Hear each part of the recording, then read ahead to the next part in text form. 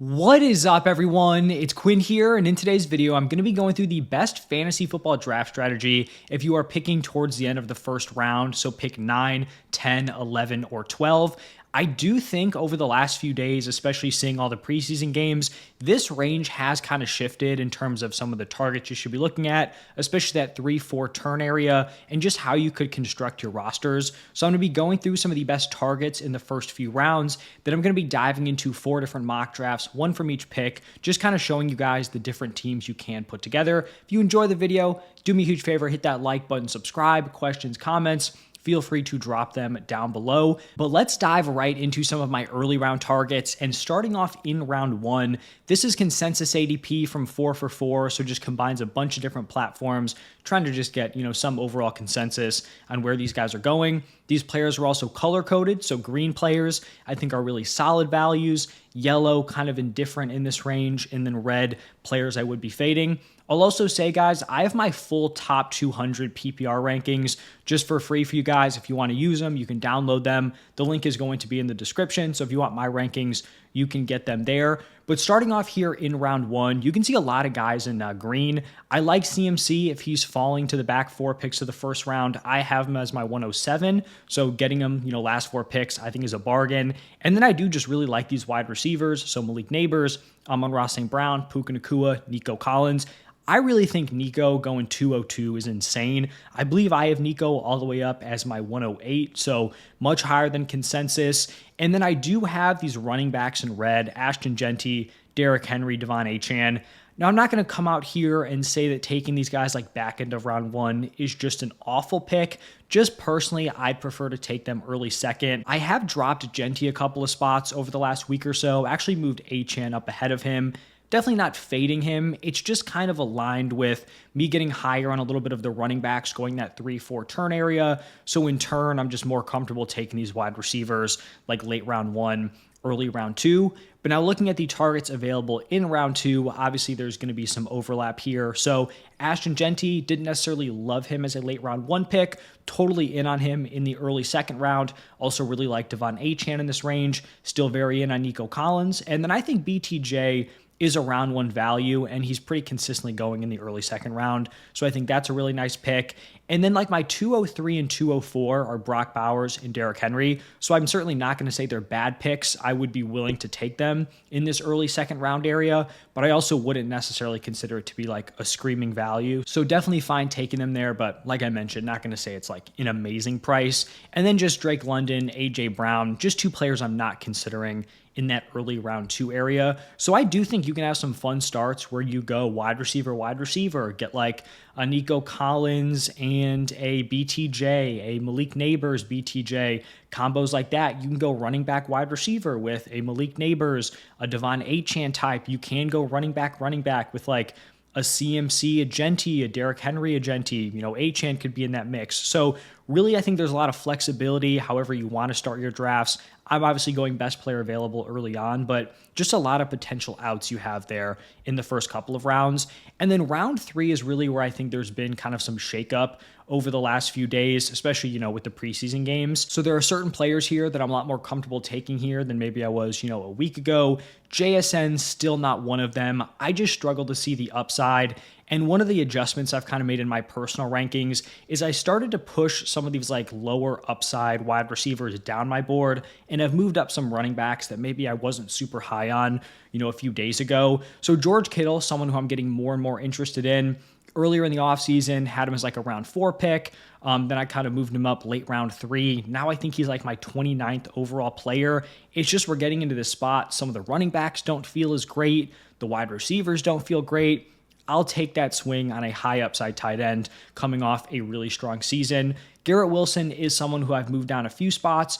I think he's a fine pick late round 3. Not an amazing value, kind of indifferent to it. Same thing with Jalen Hurts. Like Hurts and Daniels were guys that I had in the 4th round. Once again, moving some of these wide receivers down. Since there's not a ton of upside in this range at many positions, I'm fine taking the swing on an elite quarterback, but I don't feel like, it's super necessary.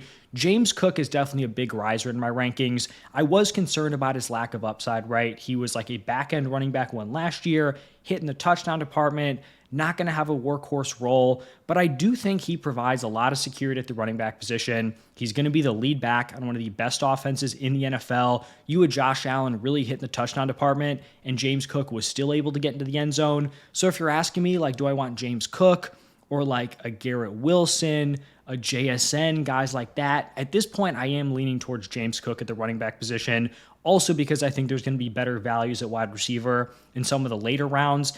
Then someone who I've really kind of done a 180 on, it is Breece Hall. I've been very in on Breece Hall throughout the entire offseason. I'm still a believer in him as a player, but this situation with the Jets has never been super ideal, but I kind of talked myself into him having really strong usage, being like potentially the number one target on this roster. But the way we've heard some of the reports about these other running backs in training camp, the usage we saw in the preseason with Braylon Allen kind of working it on early downs, Isaiah Davis taking the third down work, I'm now going to struggle to take Breece Hall in the third round when he's not on a good offense, potential like bottom 10, bottom 5 unit in the league, and he's losing out on opportunities from both sides. That's a tough spot. Now, maybe there's some upside that he gets traded. Like, if Breece gets traded to the Cowboys, all of a sudden he's like a locked-in round 2 pick at the worst, but his current situation is not ideal, and you just don't love those other running backs kind of working in. Davante Adams, I'm fine with him here late round 3. Hampton, I did move down a little bit, but I'd still be taking him in this late round 3 area. The Slater injury really sucks, but I still kind of favor him in this like James Cook, Kenneth Walker, Kyron Williams tier. Think he's a good talent, still going to be a solid offense. And like the Najee Harris factor, Amarion Hampton's probably going to be the week 1 starter and just produce right out of the gate. So those are some of those early round targets. Now let's dive into some of the mock drafts. And we are going to start off here from the 109. So I'm going best player available in the early rounds, then kind of seeing how things play out. So we go CMC at the 109. He was my best option. Like I said earlier on, he is my 107. Then I get a 204 Brock Bowers. Do like just getting that tight end position out of the way. I do think if you're picking in like this 9 to 12 area, you're going to have a swing potentially at a Brock Bowers. You're also going to have another swing in round 3, 4, potentially at getting George Kittle. And then you just don't have to worry about, trying to get one of those later round options and worrying about them getting sniped right before you. Then in round 3, I go best player available. I go with Amarion Hampton. I would have been fine with Kenneth Walker. If I didn't have Brock Bowers, this probably would have been a George Kittle pick. Like I talked about, am kind of fading some of these wide receivers, like the Marvin Harrisons, Mike Evans, Garrett Wilson, in favor of some of these running backs like an Amarion Hampton. Then round 4, round 5, start to get serious about the wide receiver position. We go Davante Adams, Xavier Worthy. Then round 6, definitely someone who's rising up my board, Travion Henderson. I'm just very confident he's going to have a really strong role in this team. He's not someone who needs a super high opportunity share. He's going to be efficient. He's going to be super productive through the air, and I do think he could be one of these like second half rookie breakouts. That's a potential league winner. So Travion Henderson, my running back 3, maybe not super ideal to have like 2 of my top 3 running backs being rookies, but I do think Hampton right now is set up to be productive early on. Like maybe without the Najee I thing, like he might be like a second half guy also, but with Najee not practicing, who knows what's going on with him. I think Hampton's more of a solid week 1 play than maybe we would have thought like a month ago. Then we just hammer wide receiver. We go Rome Odunze, Stephon Diggs, Ricky Pearsall, Jaden Higgins. We get our first quarterback with Justin Fields in round 11. Fields is my favorite late round quarterback, so getting him like later round 11 I think is a really nice pick. And then we close it out with 3 solid running backs with Bashal Tutin, Tyler Algier, and Braylon Allen. So when we look at this team, I feel very good about our running backs, CMC being our stud RB1. Amarion Hampton is a really nice number 2 option, like Henderson as the number 3. And with this current setup, like if you don't feel confident starting Henderson week 1, we don't necessarily need to. Like this could be Ricky Pearsall, it could be Stephon Diggs. Personally, like that might be a close call. I'm not super anti-starting Travion Henderson in week 1. Obviously, we're stacked at the tight end position with Brock Bowers. Even though we waited until round 4 for our first wide receiver, I still think we put together a solid unit. I think Davante Adams, pretty secure, talented player. You're obviously hoping for the health of Matthew Stafford. Xavier Worthy, not super high floor, but I do think he comes with a lot of upside. Rome Odunze looking at a breakout. Stephon Diggs, obviously a proven wide receiver, but coming off an ACL. Ricky Pearsall looking for a breakout. Jaden Higgins, a rookie dart throw. Now, you could say this wide receiver room is a little bit risky. You're banking on some of these young players kind of turning a corner, but I'm fine with that, especially, whiffing on the wide receiver in the first few rounds. I'm okay kind of taking some upside shots, and I feel like that's what we did here with these wide receivers. And then our running back depth is solid. Bashal Tootin, one of my favorite late round running back plays. Don't need a guy in that spot in round 12 that's going to be, super productive right away. He's a later season bet. Tyler Algier, Braylon Allen, more of these like pure handcuff options. Then the next draft from the 10th overall spot, this is going to be a wide receiver running back start. We go Nico Collins and Devon Achane. Once again, just going best player available. Then we're getting an elite tight end with George Kittle at the 310. Then, once again, kind of executing what I've talked about, looking more at these running backs as opposed to the wide receivers. I go with Kenneth Walker at the 403. I think he's a talented runner. I like his new scheme fit with the new offensive coordinator. I also like the uptick in receiving usage we saw last year. I do think this could be the season where he really puts everything together. Then, like we did in the last draft, we're hammering wide receivers in these middle rounds. I went Tedero McMillan, George Pickens, Emeka Egbuka, Matthew Golden, and Josh Downs. Once again, kind of gearing younger. Some people might not like that. I still think that some of the best values in fantasy are these young wide receivers, especially rookies. And we don't need to start, a Matthew Golden or an Emeka Egbuka week 1 if we don't want to. We still have some solid other options. Then in my RB3 spot, I went with J.K. Dobbins in round 10 and grabbed my quarterback 1 late round option with Dak Prescott, pairing him with George Pickens. Totally fine going with Dak, if we're punting the quarterback position. And then we close it out with Dylan Sampson, Tyler Algier, and Roschon Johnson. So I like our 2 starting running backs with Devon Achane and Kenneth Walker. Feel good about our quarterback spot, tight end spot, obviously great. And then also feel pretty good at wide receiver, right? Nico Collins, very strong wide receiver 1. Tet, I know he's a rookie. Maybe he puts it together a little bit later on, but I do have some confidence that he's going to be productive pretty early on in the season. Like this new offensive situation with George Pickens being the wide receiver 2 for the Cowboys. We have Josh Downs as kind of a more established option, and then these rookies with Matthew Golden and Emeka Egbuka. So overall, pretty well-rounded team. Feel good about how this one played out. Then from the 111, this is going to be a wide receiver start.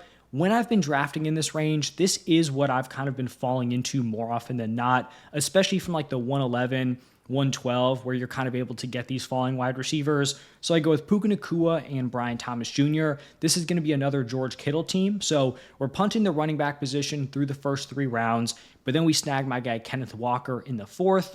We get around to the 5th and we go with Travis Hunter. Now, some people might be anti-drafting both BTJ and Travis Hunter. I don't think it's a big deal. I think you're making a bet on this Jaguars offense. I know there are people out there that think all right, if Travis Hunter hits, that's going to be a big hit to BTJ. I think there's certainly a world where if Travis Hunter comes out and is as talented as I think he is, that both these guys are just super productive and this Jaguars offense kind of catches some people by surprise.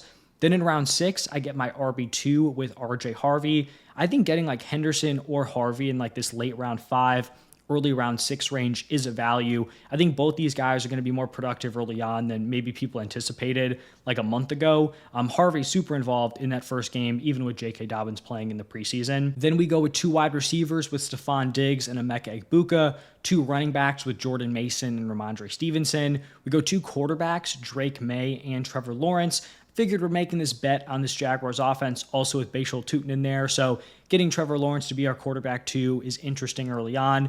And then we wrap it up with Will Shipley. Don't want to spend a ton of time on a 14th round pick, but I think Will Shipley is severely underrated right now. I think he should be drafted as one of the best handcuffs in the NFL.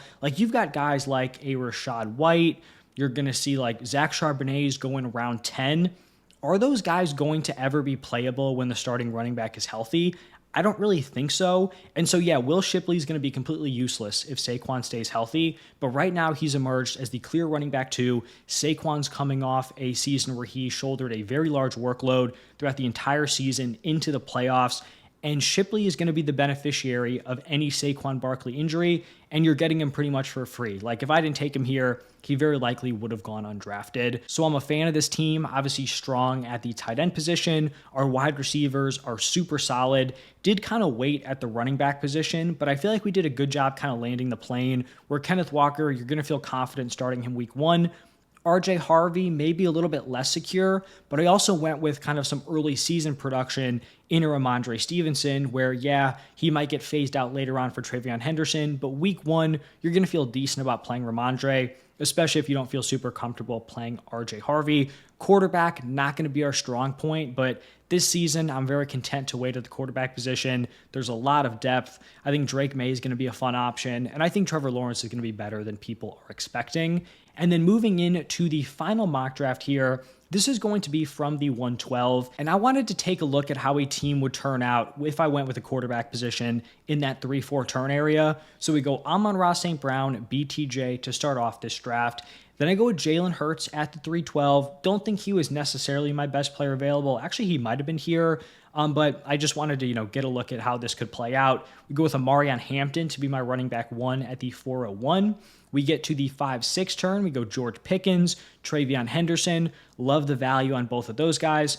Once again, going 2 rookie running backs. I'm personally fine with it. I know it might not be everyone's cup of tea. Then we go 7-8 turn with Jacoby Myers, Jalen Warren. Feel good about Jalen Warren being that early season production, someone you feel comfortable playing early on as Caleb Johnson kind of works his way into the offense, potentially carves out a larger and larger role. We go with my favorite late round tight end in Colston Loveland, then Darnell Mooney, round 10. Just a really solid depth wide receiver. Health a little bit up in the air, but if he's on the field, I think he's going to be a fine flex option. Then we go Tank Bigsby, Luther Burden, and then close it out with Will Shipley and Jerome Ford. So once again, a team that I feel very confident in the wide receiver room. Starting off with Amon-Ra St. Brown and BTJ. These are 2 guys who I think are fantasy wide receiver 1s this year. We have George Pickens, who I think has the upside to be in that fringe wide receiver 1 area, like that archetype of the Devonta Smith, the Jalen Waddle, with the peak upside of being a T. Higgins type season last year.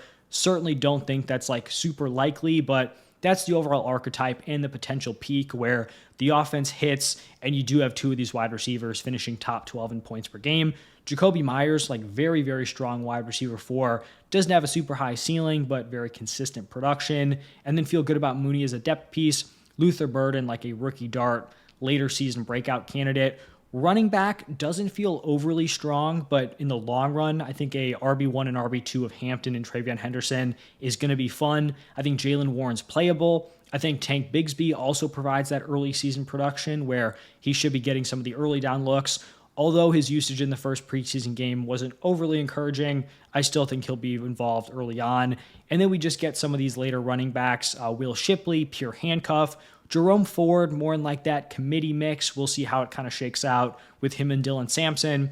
Personally, I pretty clearly prefer Dylan Sampson, but in round 14, you could do worse than someone who's really the only remaining running back from the last year's roster. So that is going to wrap it up for this video. Some of the early round targets, some of the teams you can't put together.